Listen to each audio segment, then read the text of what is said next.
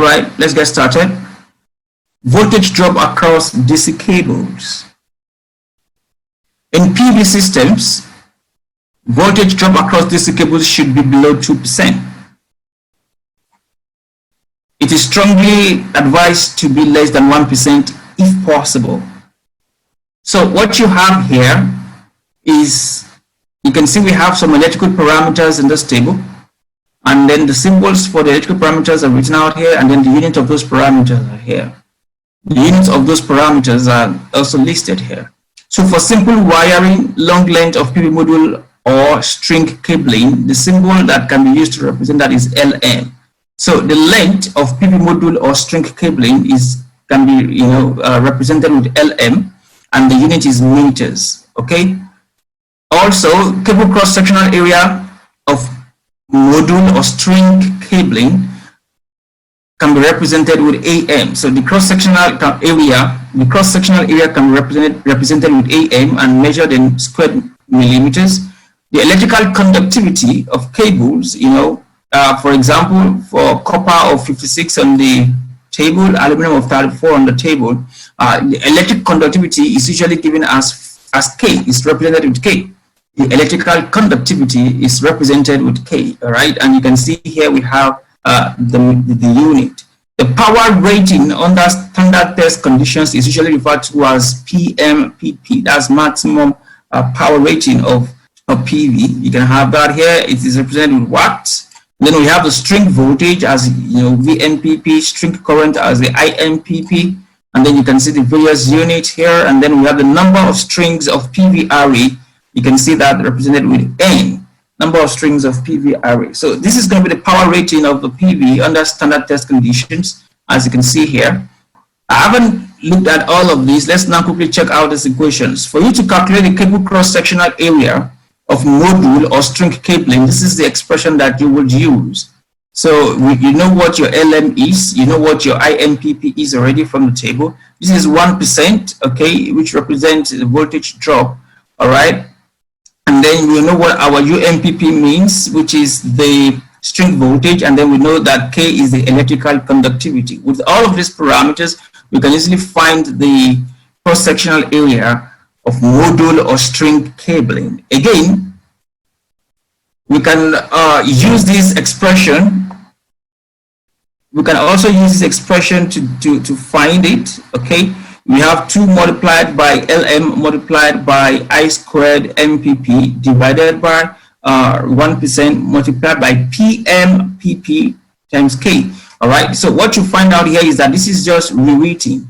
All right. This is voltage UMPP. This is current IMPP. You do know that our power is usually equal to voltage multiplied by current. So what you can do here, you can say our voltage is equal to power divided by current, isn't it? So if you rearrange that, you can have it like this. So instead of writing UMPP here as voltage, you can write PMPP as over I here.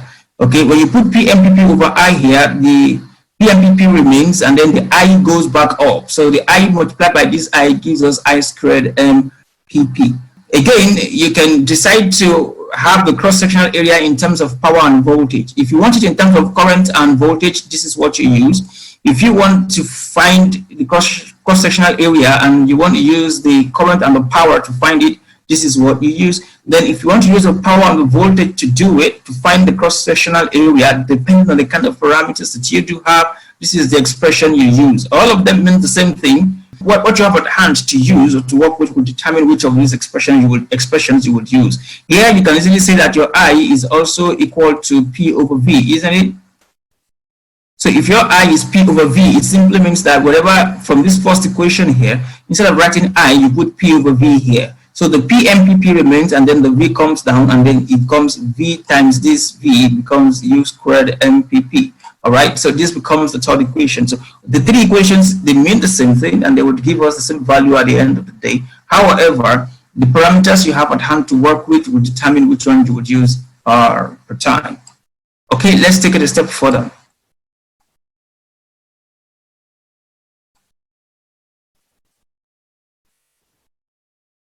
Then we have the AC cabling losses.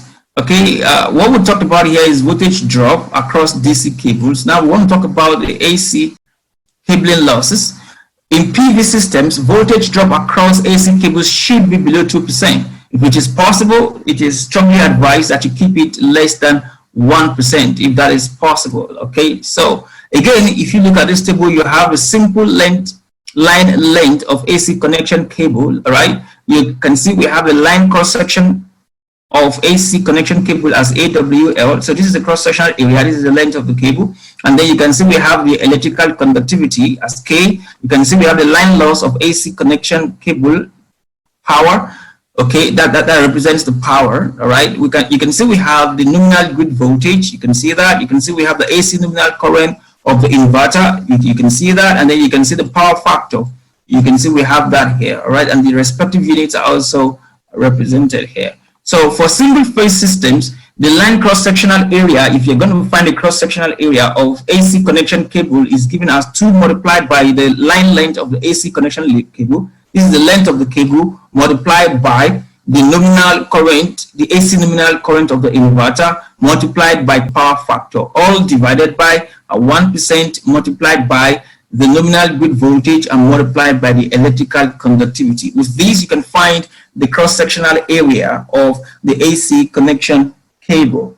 All right, that is for single phase systems. Now for 3-phase systems, you know, because we're dealing with AC now, we could have single phase, we could have 3-phase. For the 3-phase systems, everything is pretty much the same, except for the fact that you're going to have square root of 3 added here instead of 2. So you have square root of 3 multiplied by the length of the cable multiplied by the AC nominal current of the inverter multiplied by power factor, and then you have the 1% loss, and you have the nominal grid voltage, and then the electrical conductivity here. Okay, so this is how to find the cross-section area of AC connection cable, the line cross-section area of the AC connection cable. All right, this is how to find that. Okay, let's try to take it a step further from here. Now let's talk about overcurrent protection on DC side. Overcurrent protection on the DC side. I remember showing you the figure I showed you the other time of the components of a PV, an on-grid PV power systems. I showed you the connection, and I showed you some of the overcurrent devices that are connected to ensure that we don't have over voltage or overcurrent. So from the point of view of the protection against overloads, it is not necessary to protect the cables. This is very important, please pay attention to it.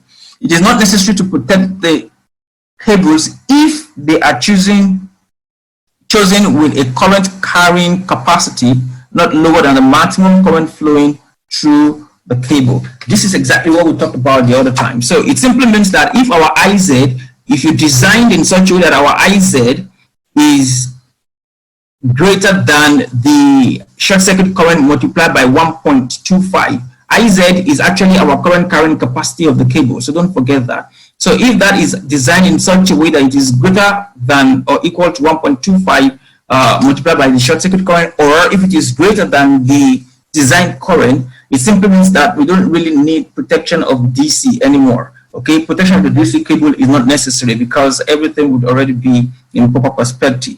Okay, so electricity regulations gives final decision at the end of the day, because I mean there are regulatory bodies for every society, for every community, every city, every state. So they would give the final say and say, look, we still want you to incorporate overcurrent protection devices on the DC side. But under normal circumstances, if you have carried out this design effectively, you will not need it. Miniature circuit breakers or fuses have to be chosen correctly in order to prevent false opening. Okay, so we don't want false opening. So if you want to choose your circuit breakers, your miniature circuit breakers, they have to be chosen absolutely correctly. This is very important. Okay, so in that case, what you will find here is that we have IA, all right, which is a nominal current of the overcurrent protection device. It has to be greater than or equal to IB or less than or equal to IZ.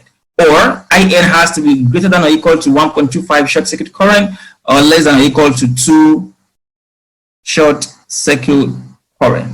All right, this is important when carrying out your design. So IN represents nominal current of the overcurrent protection device. And this has to be more than IB, less than or equal to IZ. Otherwise, you would have a situation where you could have false opening, okay, false opening of your circuit breakers or fuses if care is not taken.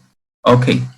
The fuses on the circuit breaker actually, they protect, they are overcurrent protection devices. Okay, so if you don't want any false opening, the currents have to be properly designed and selected according to these specifications. Let's take it a step further.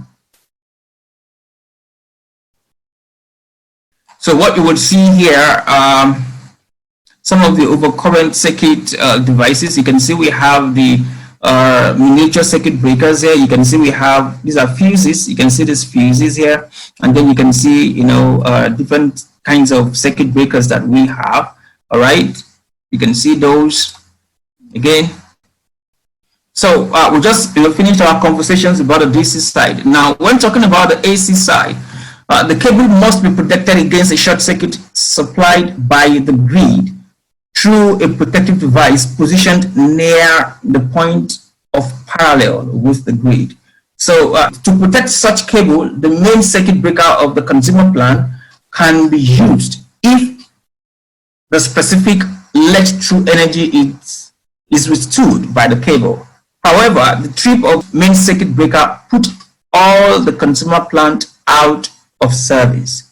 So in the multi-inverter plants, the presence of one protection for each line allows, in case of fault on an inverter, the functioning of other ones, provided that the circuit breakers on each line are selective with the main circuit breaker. All right, so what we're just trying to talk about here is that a cable must be protected against short circuit supplied by the grid. This is very, very important. Okay, so this is a line from the grid here. So you can see we have point of parallel with the grid here. Okay, so this is a line that connects to the grid.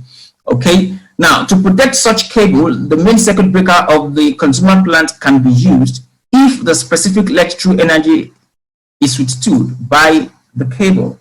All right. However, the trip of the main circuit breaker put all the consumer plant out of service. So what happens is, if all we have is just one circuit breaker, if all we have is just one main circuit breaker connecting between the grid and then the generator, it simply means that if something goes wrong and then the circuit breaker opens, okay, that simply means all the generators, all the energy that is supposed to supply to consumers, that's supposed to be supplied to the consumers' users, will be truncated, will be interrupted. So when that is interrupted, the consumers will not receive power. They will not receive energy because there is only one circuit breaker, and when it turns off, it stops energy from flowing, it stops power from passing through, it interrupts it. So what usually happens is when we have multi-inverter plants, which is a major advantage, we already talked about this. When we have multi-inverter plants and there is a fault, or there is a protection for each of the lines that we do have. So there is a protection here on this line, there's a protection on this line, there's a protection on this line with different inverters. This has more advantage. Okay, this simply means that when there is a fault in one of the lines, okay, the only line that will be isolated will be this line. The others will continue to function. This simply means that the remaining two lines will continue. Let's say we have just three lines. The remaining two lines will continue to supply the consumers, will continue to supply, the users electricity or energy. Okay, but in the case where all we have is just one circuit breaker connecting, the consumers to the generators, then it simply means once that one circuit breaker goes off, nobody receives energy. All right, the consumers are cut off totally. They are isolated from receiving and enjoying the flow of power from that particular point onward. So that's why it is important that we use multi-inverter plants, because in this particular case, when there is a fault, it is only the line that has fault that would be isolated. All the other lines will continue to function properly well, and they will continue to generate and supply power until the other line that has fault is fixed. So we have what we refer to as a residual current device. It is a protective, the RCD is a protective device used to automatically disconnect the electrical supply when there is an imbalance between the conductors. the live conductors. Okay, you know, we have, when we have a three-phase system, okay, we have line 1, all right, we have line 2, and then we have line 3, and then we have the earths. Okay, we have line 1, line 2, line 3, and then we have the earth. So it's line 1, line 2, line 3, and then we have the earth. So between the lines, these live lines, when there is an imbalance detected between the lines, we need an RCD to automatically disconnect electrical supply during such imbalances. In the case of single-phase circuit, the device monitors the difference in currents between the line and the neutral conductors. Okay, so the earth is usually referred to as the neutral conductors or the neutral conductor. All right. So live conductor includes both the line and the neutral conductors. Okay, the connection between these two lines are probably between this line and the neutral. Those connections, you know, those are live, you know, conductors. Okay, so those connections must be isolated when there is an imbalance detected between those conductors. There has to be an isolation, and residual current devices are used to make that happen. So they do not provide provide protection against overcurrent. Residual current devices do not provide protection against overcurrent. Overcurrent protection is provided by a fuse or circuit breaker. Please pay attention to this. A fuse or circuit breaker. All right. So imbalance values, they range from 30 milliamperes. Okay, imbalances of 100 milliampere imbalances as low as 300 milliamperes imbalances. Okay, so these are some of the imbalances that probably one can experience, and you know, these imbalances will be detected by the RCD. But then for protection purposes, we use fuse and circuit breaker. For imbalance detection between conductors and isolation, proper isolation or disconnection between those inductors that have those imbalances, we use RCD. So you have to know the difference between the RCD, the residual current devices, and then the miniature circuit breaker or the fuse. You have to know exactly, you know, the functions they serve respectively and be able to differentiate between them.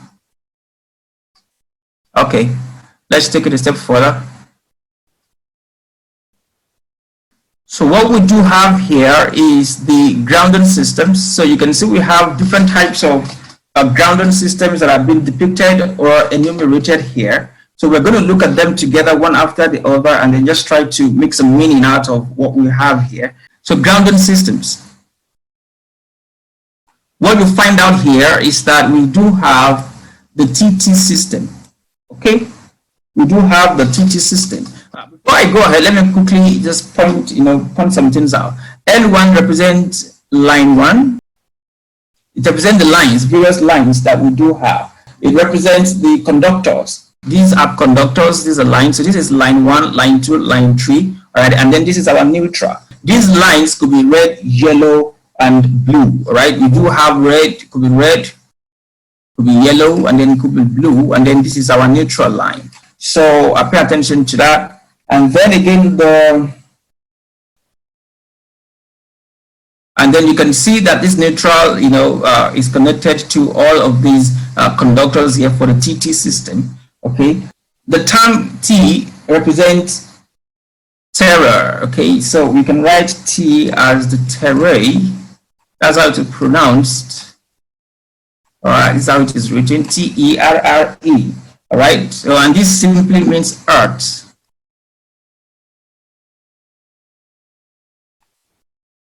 So this means earth, they mean the same thing. So when you hear TT system, that is the terror system, it simply means the earth system, okay, of grounding systems. This is like the earth system of the grounding systems. So again, when you look at what we do have here, you can see we have PE here.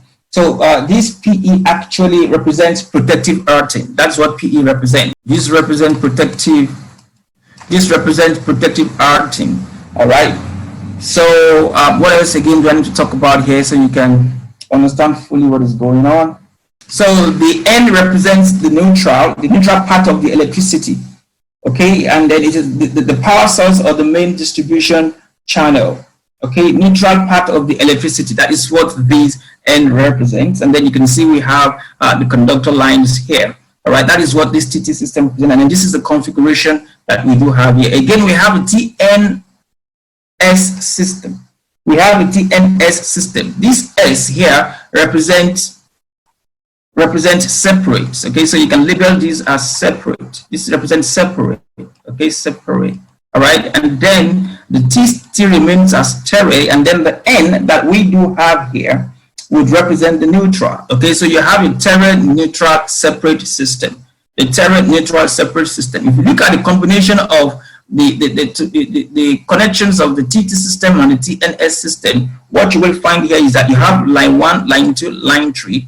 Okay, you will find that the neutral in this particular case is connected to the line coming from the conductors coming from these 3 live conductors here, and then the PE, the protective actin, is also connected to the conductor. So all of them are actually connected together at this particular point, these nodes here. All right. While for the TT system, you will find out that the protective earthing is, it has a separate line going to the ground, and then the entire line and the live conductors are actually connected together going to the ground. But in this particular case, both the protective actin and then the line conductors are all connected together on like a bus bar here, and all of them are all connected together, and all of them are actually going to just one earth. Okay, so again, if you look at what we do have here for the TNC system, this C represents combined. Okay, this C represents combined. So what you find here is that we have the terre neutral combined system.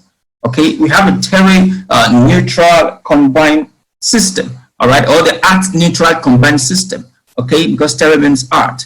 In this particular case, you can see we have the conductor here. We have another conductor here. We have the third conductor here, or the third phase conductor here, and then you will find out that the protective earth and earthing and the neutral are connected together. The protective earthing and the neutral are actually combined. So we have a terre neutral combined system. In this particular case, you can see that we have just one node connected to all the lines here, the conductors here, and then they are all connected to the earth directly.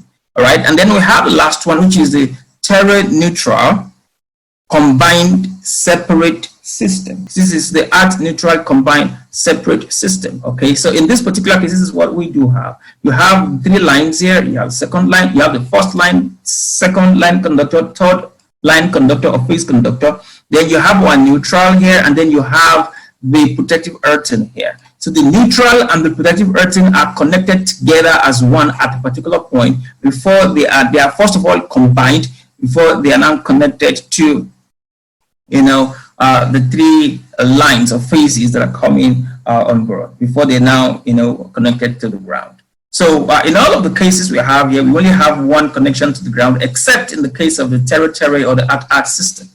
So by the time you go through this particular slide, you will get a deeper understanding, but make sure that you know what each of these ground earthing system correspond to.